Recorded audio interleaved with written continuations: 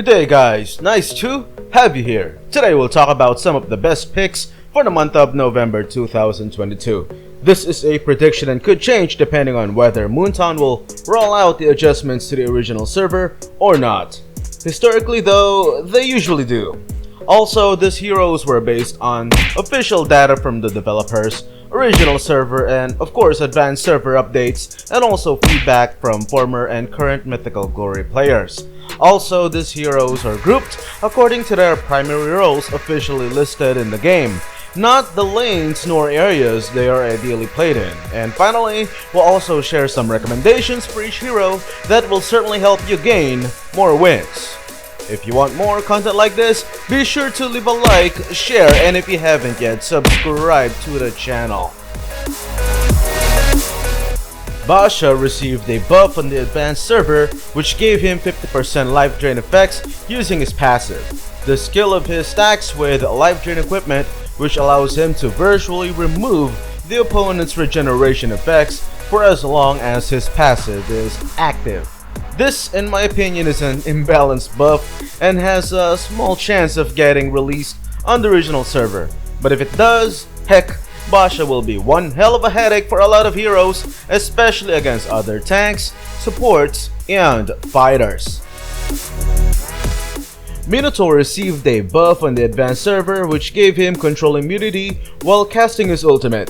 This is a huge buff that can greatly improve his effectiveness since a lot of the counters picked against him are now close to useless. Having control immunity makes him an even better frontliner now. Not only will he be able to create space more effectively, he will also be able to set the enemies up better.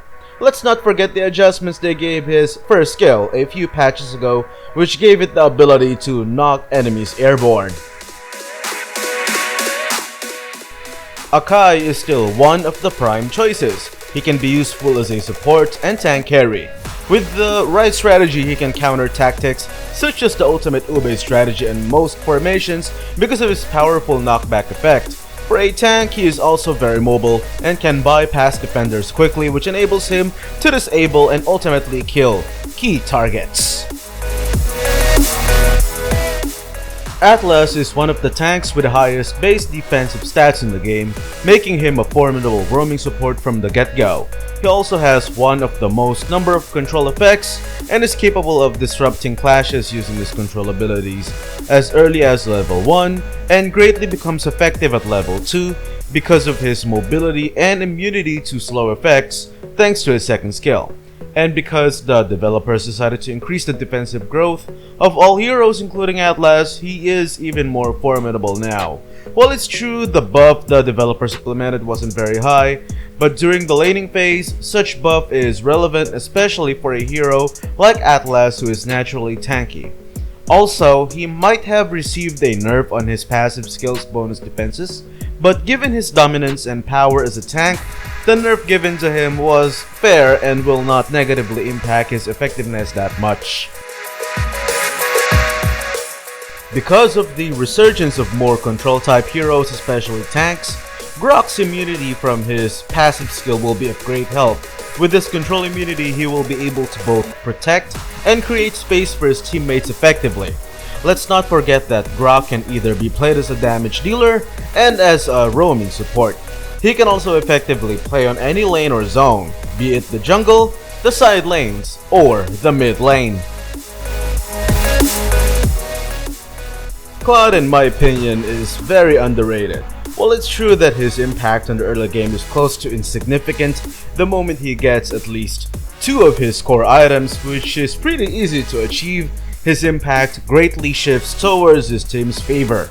He's also one of the easiest marksmen to play with because of his blinking, AoE, and target locking capabilities.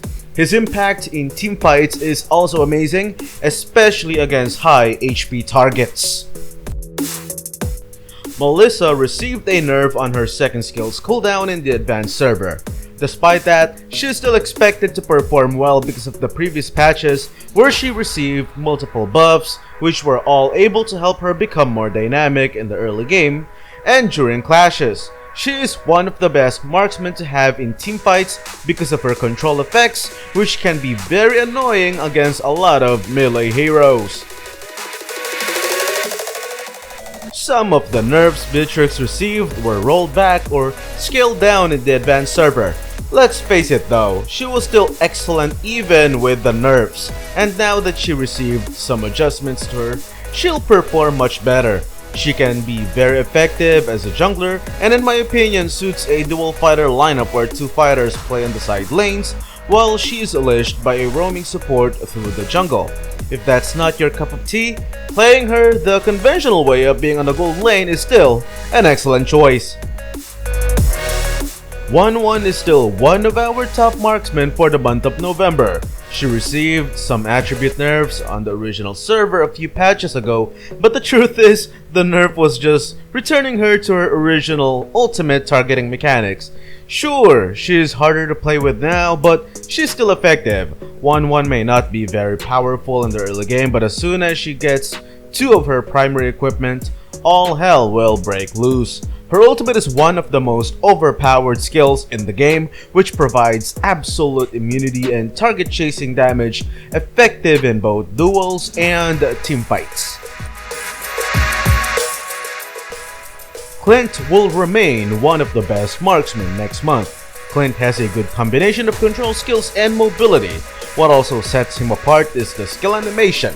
His attacks fall instantly and there's a very small window to react against his skill shots, unlike other marksmen that have very projected or very slow skill casts.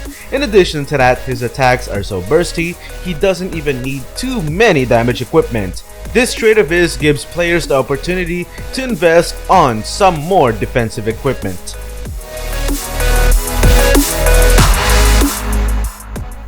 Martis is a pretty solid choice right now, mainly because of the buff or damage rework they did to his passive skill, which now gives him a huge temporary bonus damage at max stacks. Not only is Martis extremely easy to play with, snowballing is extremely easy with him too, especially because of this buff. Getting kills is easier than counting 1 to 3. Just slap on 1 to 2 damage equipment such as Blade of Despair and Bloodlust Axe, and you should be able to rip heads off using his new improved passive. Oh, and just to be clear, that buff of his is alive on the original server already. Balmond received a nerf which lowered his ultimate's cap against creeps, including major objectives such as the Turtle and the Lord. Still though, he is an amazing go-to jungler as long as he is played with great aggression and proper itemization. Never leave home without Bloodlust Axe and War Axe, for both of those equipment greatly improve his effectiveness because of the damage, cooldown reduction, and spell vamp combo he gains. It works so well on Balmond, one can almost see that both those items were created just for him. Julian is still a very powerful contender, especially when teamed up with the likes of Paquito, Atlas, and other heroes that are capable of control locking multiple targets. Because of the nerfs he received recently, he is only ideal as a jungler and may need more help in tearing down enemies. You can either build him with cooldown reduction in order to balance off his nerfs, or play him with burst damage in mind. This time around, his true strength lies in his late game potency because his skill cooldowns were increased on the earlier phases but decreased a little on the late game. And with CDR equipment, the new 6.5 second base cooldown he has can be very oppressive, especially in clutch situations. Masha is still going to be an excellent pick in the month of November because of her amazing skill set. Just make sure to build according to the situation and the enemy team's lineup. Either you get her nothing but defensive gear, or a mix of damage and defense is up to you. What also makes her great is her outstanding objective-taking capabilities. If you're playing her as a jungler, I strongly suggest getting Demon Slayer for the bonus damage you deal against creeps and major objectives such as the Turtle and the Lord. Otherwise, you can focus more on defensive emblems and get more HP bonuses and play her as a roamer. Paquito received some nerfs recently towards his skill damage. However, I still think that he will still impact the meta for November. Paquito is a very versatile hero that can dominate the jungle, the XP lane, and even the mid lane in some special strategies. I might get so much hate for this, but the truth is, the nerfs in my opinion he got were well deserved. He is probably one of the most bursty fighters in the game. Even now that his damage got nerfed, he can still destroy multiple enemies. And let's not forget his ability to outplay because of how springy his mobility is. Valeer has been very powerful lately because of the buff they gave to Glowing Wand, which is projected to remain through the month of November as well. What makes Valeer highly effective is his flexibility. He is an artillery mage that doesn't need too many damage equipment, which makes him very annoying since he is fairly difficult to kill and is of great help during teamfights because of his control effects. Barca is an incredible nuker with tremendous range. She's also been one of the most balanced mages, capable of switching lanes quickly because of her above average mobility and excellent contribution to teamfights because of her short skill cooldowns. Eve received an adjustment on the advanced server, which looks quite promising. Sure, they nerfed or basically reversed the buff or damage they gave her before, but exchanged it with very oppressive control abilities that can be very handy during teamfights. As soon as this version of hers is released on the original server, teamfights will be such a headache for her enemies. Valentina will still be a feared part of the meta in November. Recently, her magic lifesteal capabilities have been nerfed, which made her very squishy right now. But her ability to counter or nullify most other heroes' abilities have been and will always be superb because of her broken ultimate. She adapts well against most any lineup and works great both as an XP laner and a mid laner. Just make sure to hit enemies with her skills as much as possible in order to gain XP advantage and scale faster than everybody else. Lunox is a very powerful mage that can easily defeat Valentina. For one thing, Valentina doesn't benefit much from Lunox's ultimate. To make matters worse for her, she received nerfs, so the things she had advantage over Lunox are now gone. With that being said, Lunox will become an excellent part of November, especially as a counter against Valentina and even other meta mages because of her versatility and powerful damage output. She does require a bit of practice though, but once you get the hang of her skill combos, you can virtually defeat most heroes.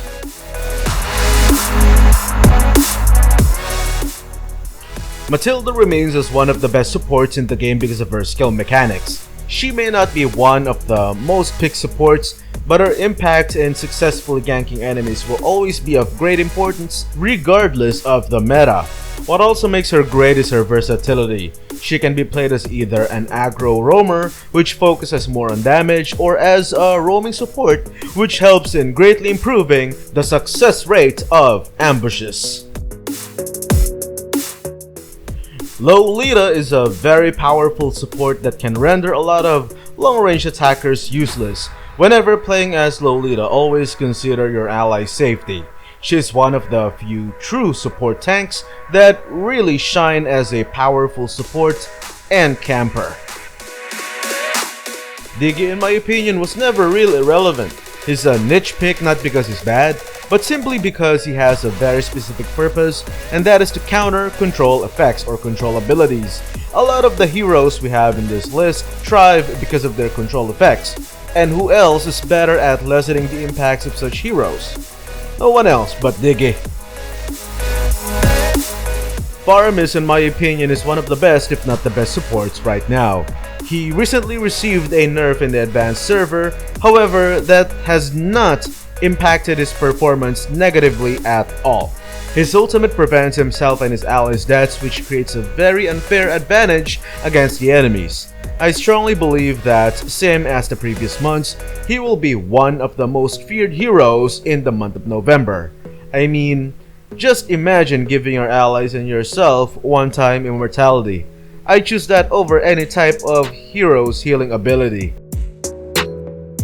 With a slight improvement in defensive growth, which the developers have decided to keep, healer supports are more powerful now because 1. Their allies survive more, and 2. They themselves have greater survivability than before. I'm not saying the improvement is too much though, but it definitely was sufficient, especially since Estes can greatly heal himself and his allies. Watch out for Akai and Yin though, since those heroes are excellent counters against Estes. So if you're thinking of grabbing Estes, might as well ban either or both Akai and Yin.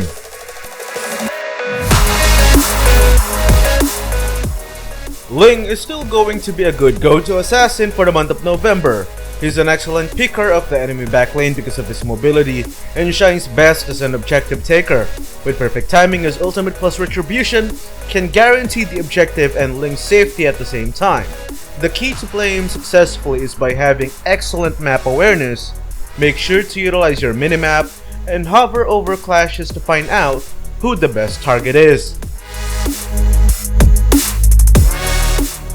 Natalia is amazing as both a jungler and aggressive roamer.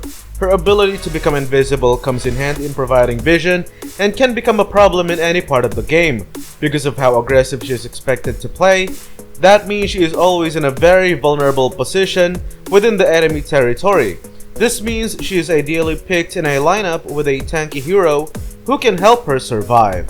If she's playing the role of a roamer, she should be invading together with a tanky jungler. If she's played as a jungler, then she should be accompanied by a tanky roamer. Gushan was recently revamped and the reception from players were mixed. Some considered him weaker now, while others considered him more powerful. The truth is, he is more powerful now than before. It's just that he is a bit challenging to play with in terms of his passive compared to before the revamp. If before it didn't expire, now the passive ability expires. What makes it great though is the fact that you'll be able to gain bonuses for each successful skill shot, plus the fact that the damage at max stacks is much higher. So yes, Gushan is actually very good right now. If you don't think it is, maybe you just need to get good. Karina has been a tremendous threat for many weeks and is still expected to perform very well in November. Whether you build her with high defensive stat or a mix of both defense and magic power, or even as a burst mage assassin, she will be one of the go-to junglers and can really impact the battle regardless of how low or high your rank is. Fanny is a broken hero, and she's here because of an equipment adjustment that may not seem like a big deal but could really amp up Fanny's already soaring performance, and that is Queen's Wings. As a lot of you know, Fanny is best played with a mix of damage and defense, and because of the adjustments Queen's Wings received on the advanced server, nothing else comes close to its synergy with Fanny. The damage bonus of that equipment has been removed and was replaced by Spell Vamp. That means the user of Queen's Wings not only gets a tremendous Spell Vamp bonus at low HP, they will also receive a permanent Spell Vamp as long as it's worn. Having that equipment, in my opinion, will turn an already broken Fanny into a shit show.